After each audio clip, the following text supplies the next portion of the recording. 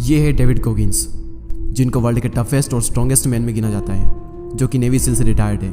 ये American army के अकेले ऐसे ऑफिसर है जिन्होंने नेवी की सबसे कठिन ट्रेनिंग को कंप्लीट करने के साथ साथ आर्मी रेंजर स्कूल और एयरफोर्स टेक्टिकल एयर कंट्रोलर की ट्रेनिंग भी कंप्लीट की है। और ये 60 से भी ज़्यादा अल्ट्रा मैराथन ट्रायथलॉन और अल्ट्रा ट्रायथलॉन दौड़ चुके हैं, और इनमें से ज़्यादातर में ये टॉप 5 में ही आए हैं। और सिर्फ यही नहीं, बल्कि 17 घंटे में 4030 पुलअप्स करने का रिकॉर्ड भी इन्हीं के नाम है। और मज़े की बात यह है कि ये सब इन्होंने तब किया जब इनके हार्ट में एक छेद था, यानी कि जितने भी इनके कॉम्पिटिटर्स थे उनके कंपैरिजन में इनको 50% कम ऑक्सीजन सप्लाई मिलती थी। और ये सब तो कुछ भी नहीं, क्योंकि इनकी जो कहानी है वो आपके रोंगटे खड़े कर देगी। और डेविड गोगिंस की कहानी सुनने के बाद में आप चैन से नहीं बैठोगे। सो आइए जानते हैं कि ये सब उन्होंने कैसे किया और कहाँ से शुरुआत होती है।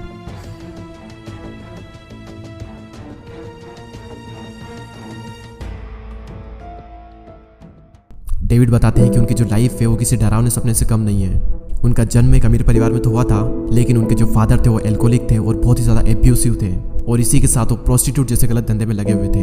उनके फादर उनकी माँ को मेंटली और फिजिकली बहुत टॉर्चर करते थे। उनके फादर उन्हें बेल्ट से मारते थे, और कुछ टाइम बाद उनकी माँ से ये सब सहा नहीं गया और उनकी माँ ने उनको छोड़ दिया। और इतना ज़्यादा टॉक्सिक स्ट्रेस इतनी कम एज के बच्चे के ब्रेन को उतना ही डैमेज करता है जितना कि पोलियो या फिर दूसरी कोई सी ब्रेन की बीमारी हो।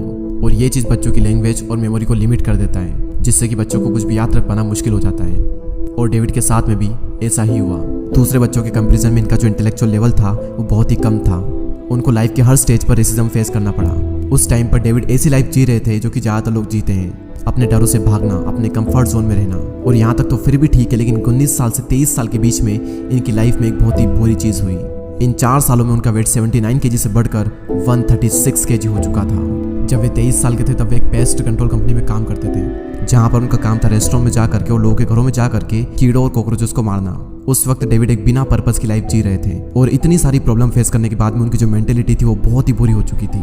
फिर एक दिन डेविड अपने काम से घर आकर के टीवी देख रहे थे, तभी टीवी पर एक शो चल रहा था, और वहाँ पर वो सुनते हैं कि नेवी सील वर्ल्ड की सबसे टफेस्ट आर्मी ट्रेनिंग होती है, जहाँ पर आर्मी के सोल्जर्स एक भारी भरकम बोट को उठा करके भाग रहे होते हैं। वो बहुत मेहनत करते हैं, अपनी पूरी जान लगा देते हैं, और उनकी ट्रेनिंग को देख करके डेविड बहुत ज़्यादा एक्साइटेड हो जाते हैं। और फिर उनके अंदर से एक आवाज़ आती है कि ये चीज़ मुझे भी करना है। और फिर क्या, डेविड नेवी में ज्वाइन होने के लिए कॉल करना स्टार्ट कर देते हैं। लेकिन जैसे ही वो अपना वेट बताते हैं 136 kg, तुरंत उनका कॉल वहाँ से काट दिया जाता था। उन्होंने बहुत ट्राई किया, लेकिन फाइनली एक रिक्रूट्स ने उन्हें हाँ कर दी।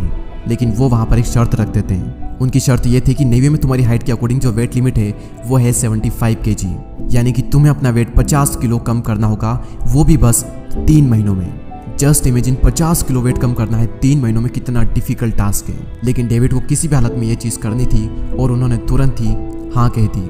उसके बाद जब भी वो नहाने जाते तो अपने आप को देखते और खुद के बारे में सच बोलते कि सच चाहे कितना ही कड़वा क्यों ना हो, कितना ही दर्दनाक क्यों ना हो, मुझे नेवी में जाना है। एक दिन वो एक रेस्टोरेंट में कीड़े मार रहे होते हैं, तभी वो मशीन को फेंक देते हैं और अपने आप से कहते हैं अब मैं ये जॉब नहीं करूँगा।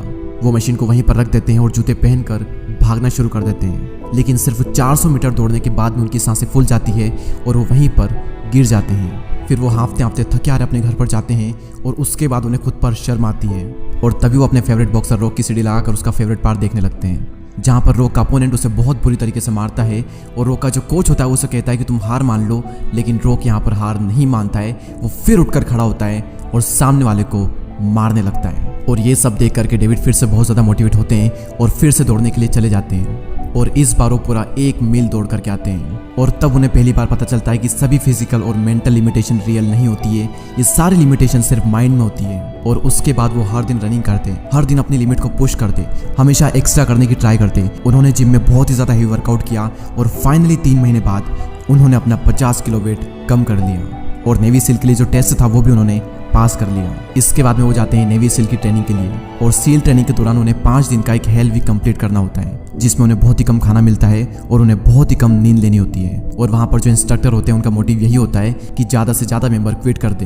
इंस्ट्रक्टर उनसे ये कहते हैं तुम ये ट्रेनिंग कंप्लीट कर ही नहीं सकते, तुम इसके लिए बने ही नहीं हो। और डेविड को ये बात बिल्कुल भी पसंद नहीं आती है, वो उनसे नफरत करने लगता है। उस हेल वीक में डेविड की टीम के सामने कई सारे चैलेंजेस आते हैं, उनकी टीम डीमोटिवेट होने लगती है। लेकिन उसके बाद डेविड उनकी टीम से कहते हैं कि ये जो इंस्ट्रक्टर है ये चाहते हैं कि हम सब क्विट कर दें, हम सब यहाँ पर दर्द से तड़प रहे हैं, और वो वहाँ पर आराम से बैठ करके कॉफ़ी पी रहे हैं। उन्हें हमें दर्द में देख करके मज़ा आ रहा है, लेकिन उन सबको हमें ये बताना है कि इस दर्द से हमें बिल्कुल भी फर्क नहीं पड़ रहा है। हम सबको कुछ ऐसा करना है जो कि वो सोच भी ना सके।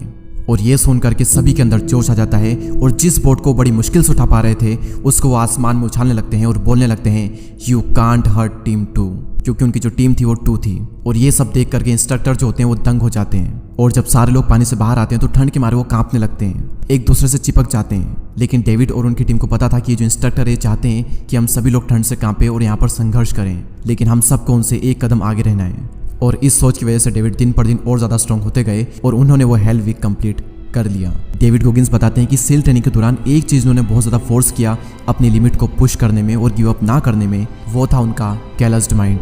कैलस्ड माइंड यानी कि कठोर दिमाग। जिस तरीके से एक्सट्रीम ट्रेनिंग करने के बाद में हाथ की जो सॉफ्ट स्किन होती है वो कठोर होने लगती है, उसी तरीके से जब आप बहुत ज़्यादा दर्द और बहुत ज़्यादा हार्डशिप से गुजरते हो, गिव अप नहीं करते हो, तो आपको जो माइंड है वो भी कठोर होने लगता है और उसके बाद में आपके माइंड को दर्द और डिस्कम्फर्ट में मज़ा आने लगता है।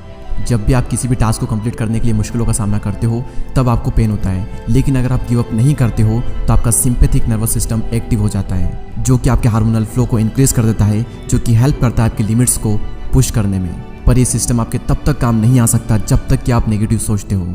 आपने अपनी लाइफ में कई बार नोटिस किया होगा कि बेड पर से उठने में आपको बहुत प्रॉब्लम होती है, लेकिन जब आप एक बार उठ जाते हैं उसके बाद में आपके अंदर एकदम से एनर्जी आ जाती है। इसीलिए जब भी आप कुछ करें, एग्जाम्पल के लिए अगर आप पढ़ाई करने के लिए बैठते हो तो बीच में आपका जो मन है वो करेगा कि यार बस गिव अप करते हैं, बहुत हो गई पढ़ाई, तो उस वक्त आपको गिव अप नहीं करना है। उस वक्त अगर आप गिव अप नहीं करते हो तो आपको जो सिंपैथिक नर्वस सिस्टम है वो एक्टिव हो जाएगा और थोड़ी ही देर के बाद में आपके अंदर एनर्जी की सेकंड वेव आ जाएगी और आप पूरे फोकस के साथ में देर तक पढ़ पाओगे।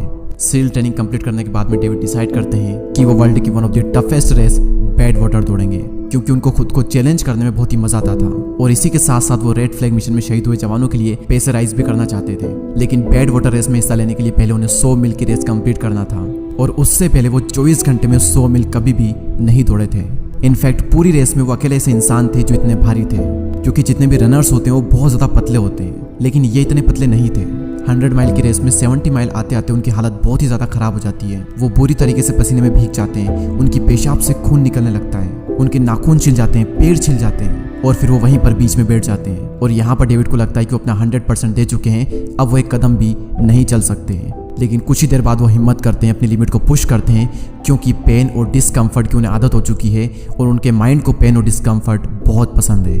वो हिम्मत करके अपनी लिमिट को पुश करते हैं, फिर से दौड़ना स्टार्ट करते हैं और इस बार वो रेस को कंप्लीट भी कर लेते हैं। और यहाँ पर डेविड बताते हैं कि जब भी आपको ये लगता है कि आप अपना 100% दे चुके हो, यानी कि आपने अभी अपना सिर्फ 40% ही दिया है, अभी आपका 60% आना और बाकी है। और डेविड गोगिंस बताते हैं कि लाइफ की हर रेस में, हर ट्रेनिंग में मैं ये फेस कर चुका हूँ। अगर आप अपनी लिमिट को थोड़ा पुश करते हो तो अगले दिन आप उससे भी बड़ा पेन झेल सकते हो। अगर आज आप टूटे हुए नाखून से और किसे हुए पैरों से दौड़ सकते हो तो कल आप टूटे हुए पैर से भी दौड़ सकते हो।